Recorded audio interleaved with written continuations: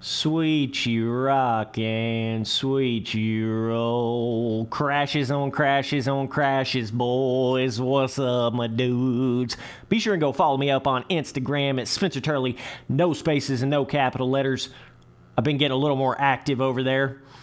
Okay, we got some craziness going on in Supercross. The 250 class is all over the place now, scattered like a thin sack of manure, dog. It's all over the place, bro. And I knew it was getting a little fishy because we haven't really been seeing anybody getting injured or crashed before the Supercross season. I was like, this is just a little, something's up here. And now everybody and their absolute grandmother is coming out that they have now crashed and injured themselves. So, Jett Lawrence is just another one to add to that list.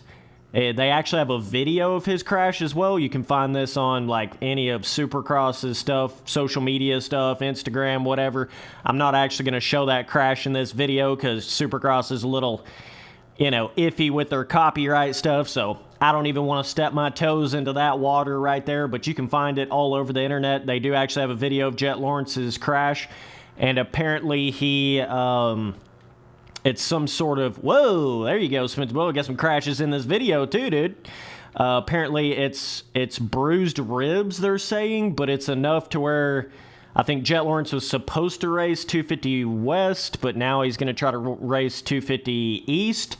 And it's hilarious because now everybody else is changing up their schedule around Jett Lawrence, It's kind of funny. At the first start of it, I think people and me as well were kind of thinking that it was going to be like West Coast was going to be the dominant coast. But now it's kind of like seeming like the East Coast is going to be dominant. But also, Justin Cooper has injured himself even worse than Jett Lawrence. So you got, two of your probably biggest title contender type guys. Definitely... two of your probably most hyped guys in Supercross right now have now both been injured before the Supercross even starts. And with Justin Cooper, he's hurt his foot too bad to even race any Supercross this year. So he's going to be out for 6 months at the bare minimum. So he's just hoping to be able to make it for outdoors. But apparently Jett's crash is not quite as bad. So he should be able to make it into East Coast Supercross. But now you've got Hunter Lawrence going west. You've now got Colt Nichols going west as well. Colt Nichols was supposed to go east to defend his East title, and Justin Cooper was supposed to go west to defend his West, but now that's all jacked up. So, it's all over the place now, but, bro, damn. These boys got to be able to just make it to the races in the first place. It just seems like these boys get really excited right here when you get real close to the season, and you get a lot of crashes like that. You get a lot of crashes the first couple rounds. That's a lot of times why they make like the first couple rounds a little bit on the easier side because everybody's kind of all jazzed up with the new Supercross season. But yeah, man, what the hell? And in the video, it shows Jett Lawrence. He's just doing like a simple, triple rhythm out of a corner. It wasn't like he hit some kind of huge quad rhythm or some, huge whoop section or something like that. I mean, it was a pretty standard triple out of a corner type jump. Wasn't anything too wild, but he got that weird kick rebound. Sometimes when some of these boys come off of these jump faces, they get that weird pitch right on the face. And it's like they literally can't do anything about it, The bike just pitches in a way, and then their body position gets where they can't move. And it basically just augured him into what would have been the quad of that jump. And he hit pretty hard, bro. It was a pretty hard hit. You can see in the video. Luckily, that did look like some softer, sandy kind of mix type, loamy style dirt. At least it wasn't on super hard packed dirt. So, but yeah, if this isn't just perfect proof, and even with Justin Cooper's crash, he said, it wasn't anything crazy. It was just he kind of had a weird little kick off of a jump, and then he just when he was trying to save the bike, he pretty much had it saved, but then his foot got caught under the peg, and then that's what shredded up his foot. So, I mean, this should be pretty good proof to you that, like, even to the best in the business, they can still get jacked on this pretty easily, dude. Supercross is one of those things. It's just, with the way these jumps and obstacles are, it's not even that you have to have like a lapse in your judgment or a lapse in your focus or anything like that. I don't believe that happened in Jett Lawrence's crash. It looked like he was coming around that corner, fully focused, good body position. Just sometimes your suspension bounces in a weird way, or you hit some kind of kicker in a weird way, and you can't really do jack shit about it, Sometimes that just happens. And it's really unfortunate. But another update, Adam Cianciarulo did actually finally come out. I know I made a video on this like a couple weeks back there, but he finally came out and said that he did have a shoulder separation crash like 2 weeks ago. And I would assume there's probably a couple other guys that's had some crashes too that we don't know anything about. I would definitely bet on that. But yeah, man, I just want to come here and make this video, let you guys know. Jett Lawrence has crashed on a triple jump, smashed into the face of the quad, apparently bruised his ribs. I don't know. That looked like way harder of a hit to me than just bruising some ribs. That definitely looked like he could have broken more than just bruising ribs. But he basically went straight into the face of the quad. I mean, he easily could have injured himself just as bad as Roczen did in his really bad crash in Supercross. I mean, this is what I mean when I tell you boys stuff like, all it takes is one crash to entirely change your trajectory of your entire career in this shit. And people just don't understand that. Like, people just keep thinking, go faster and faster and faster, go faster and faster and faster. It doesn't really matter if you crash, just go faster. It's not, like, I think there's a big problem in modern day Supercross where dudes look at it like crashing's not really that big of a deal. It's just part of it, And that's really not the right way to look at it, because any little crash, just like what Jett Lawrence did right there, I promise you, that so easily could have equaled what it did for Roczen. And you've guys seen what, Roczen's not been the same rider since he had that crash. He's lucky to have even been able to keep his arm after that crash, bro. But it was very, very similar in the sense of, if Jett Lawrence would have been going just a little bit faster and it propelled him to where he landed on top of the quad face instead of kind of down a little bit, it could have been just as bad. So, you know what I mean? Every crash these boys have. I love when people act like you can have, every crash you have in Supercross, oh, that's probably just going to be a broke collarbone, or, oh, it's probably just going to be a broke wrist. It's all good, dude. You can come back from that. But the real reality of it is, with the tracks that these boys are riding on and practicing on and racing on, man, the obstacles are so fucking gnarly that you can ruin your whole shit in a heartbeat, bro. You can end it all in a heartbeat, bro. And I don't mean just have a little bit of a bad crash and go to the hospital and be out for 6 months. I'm talking like forever body-changing injury. You know what I mean? That's what a lot of these boys are running into. Cianciarulo's running into that too. He says he's having problems with his his nerves in his arm or whatever from previous crashes beforehand. And that's a huge deal, even if you can heal up from these certain crashes, quote unquote. If it, every crash you have is going to change your mobility. It's going to change your movement that you have in that particular body part. It's going to change, could affect your nerves, could affect a lot of different shit. And on top of all that, then you've missed out on that certain year that you missed or whatever. It just compounds. No pun intended. When you go in there and you get these injuries, it just compounds the detrimental element to your career in this. So I think people need to start looking at injuries a little more seriously than they have. I mean, I remember back when I was racing quite a bit in real life, I remember that kind of the idea around injuries was like, oh, well, I mean, you're going to crash. If you're not crashing, that means you're not going fast enough. It's just so stupid the way people looked at it. When in reality, you got to look at it more like, bro, if you can't even make it to the race, if you can't even make it to the championship, hello, that's a problem, right? If you keep crashing and you damage up your body to the point where by the time you make it to the 450 class, you can't even maneuver and move the bike the same way anymore, that's a problem. You know what I mean? And on top of all that, I don't care what anybody says. Unless you're literally James Stewart, every crash you have just builds a little bit more fear in you. It builds a little bit more hesitation in you. And that's something I've noticed from real life racing as well. Those crashes where I'm fourth gear tapped out and flip over the bars and fly off the track and just don't even know what dimension I'm in, where I'm flying through the air and then flip over. And every crash like that you have, it does something to your mental, you know what I mean? It's sometimes it can be very hard to get over those kind of crashes, just like what Jett Lawrence had right there.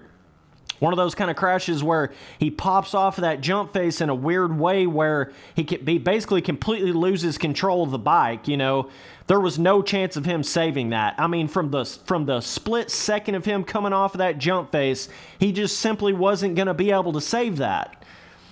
And it wasn't like he did anything crazy wrong off of the jump face, but that's going to make somebody a little bit more, kind of timid or whatever you'd want to call it, a little more careful. It's going to make you a little bit more, it's going to start adding fear to you, man. Laying it over in a corner is one thing, but you have enough of those crashes like what Jett Lawrence just had, and it will build up fear in you. And that's not a good thing to have in Supercross. It's hard to go out there and ride and race and practice every day on that shit with fear in your mind, But you have enough of those crashes, and I promise you, just the damn fear of it will bring you down, that it will build up in you. But James Stewart's about one of the only riders I know of that could go out there and wad his brains out and go back in the next race and go just as fast. It's like it didn't even affect his fear level. But pretty much everybody else I know of, if they have a bad enough of a crash, it affects them to a certain extent, or it takes them a long time to kind of get over it mentally. Some of them never get over it. It's this weird, it reaches up and bites you so fast, man. So fast. And with the tracks that these boys are on, it's just like, it doesn't take a lot to have a big injury or a big negative, damaging outcome out of what you do on these Supercross tracks, man. You know what I mean? All it takes is one little, not even really a mistake, and you can be on the ground in a heartbeat. So, nonetheless, Jett Lawrence apparently bruised ribs. I don't know, dude. It looked like he hit the face of that quad freaking hard, bro. It pretty much just launched him right into the face of that next jump. Luckily, it did seem like he kind of... he did land a little bit down in the kind of the transition a little bit, that's what I was saying. It wasn't quite as bad as Roxon's bad crash. He basically landed his arm right on the top of a jump face, It wasn't quite as bad as that, and I don't think the dirt was as hard packed as that, where Jett Lawrence was at. I think it was a little more, like I'm saying, loamy vibe, so that probably saved him a little bit there, but, Jett Lawrence is kind of still in that age range where crashes probably shouldn't affect him that much mentally, but you start getting in your 20s and you get a little bit older and you've had enough of those kind of crashes, and it plays a part, man. Even if you get out of that shit healthy and it doesn't really affect your body too much, it can affect your mind. You know what I mean? It can change the way you race and the way you ride, for better or for worse, It just kind of has that ability to do that. But yeah, all these boys are getting injured now before the Supercross season. Kind of sucks, but at least we should see Jett Lawrence in 250 East. Jett Lawrence still has to prove his shit in Supercross. I know there's a lot of hype around the kid, and he did really good in outdoors. I say he did really good in outdoors. He did, but he still was right there down to the wire. even in outdoors. You guys know he kind of started getting a little sketch there at that last outdoor round. I mean, I know there's a lot of hype around Jett, and, you know, he's built kind of a huge brand, and, you know, everybody's behind him, and everybody wants to see him do good, and he's young, but, like, it doesn't take a lot to go from where Jett is right now to where Austin Forkner is right now. Do you know what I mean? Like, Jett needs to be really fucking careful because he's not won a Supercross title yet. You know what I mean? It's one thing if you've already won a Supercross title, you've kind of done it. But, like, as we've seen before, you know, Jeremy Martin's won 2 outdoor titles on the 250, but yet he's still in the 250 class. He's won some 250 main events in Supercross, but yet he's still in the 250 class. And how old is he at this point? Do you see what I'm saying? And really, at the end of the day, I mean, yeah, Jett Lawrence is wicked and he's fast and there's a lot of hype around him. He's a cool kid and everything, but, like, some of you boys need to realize he ain't really proved enough at this point to really have, like, that full-blown factory 450 ride. He's just not. He's not proved enough of that in Supercross. I mean, shit, Jeremy Martin won 2 outdoor titles. Austin Forkner went in there and won every single Supercross race and then crashed out at, like, one of the last ones and lost the Supercross title. And now Forkner is basically fighting for his chance to even get a 450 factory ride. So I'm just saying it can very quickly go from being where Jett is to being where, like, a Jeremy Martin or an Austin Forkner is. You know what I mean? They can be at the tippity top of the slope, and then all it takes is a couple of weird years of injuries or mistakes or whatever in Supercross, and they can be right back at the bottom of that totem pole, man. Do you see what I'm saying? So regardless of how much hype there is around Jett, he needs to be fucking careful right here at this. He don't need to get too far ahead of himself or think that he's already, you know, got himself to a certain point in Supercross so he doesn't really have to prove much more. Like, nah, dude. He's still got a lot to prove in Supercross. Like, you know what I mean? He still does, so he needs to be careful with that. But nonetheless, I hope he can, you know, get his shit back together for 250 East, and that'll be really cool to see him there. So it'll be like Jett versus Forkner, I think, at this point, because I think Forkner's going. He was supposed to be going East, so we'll see how that all pans out, man. But yeah, whereas like Justin Cooper on the other end, he's already won a Supercross title. He's already done it. That's what matters at the end of the day when it comes to getting like that factory 450 ride. It's really about having a Supercross title, or basically damn near like you got to be pretty much Savatgy Cianciarulo level close to winning a Supercross title, or win a Supercross title on the 250 before you're really going to get that factory 450 opportunity. And Jett Lawrence just simply hasn't done that yet.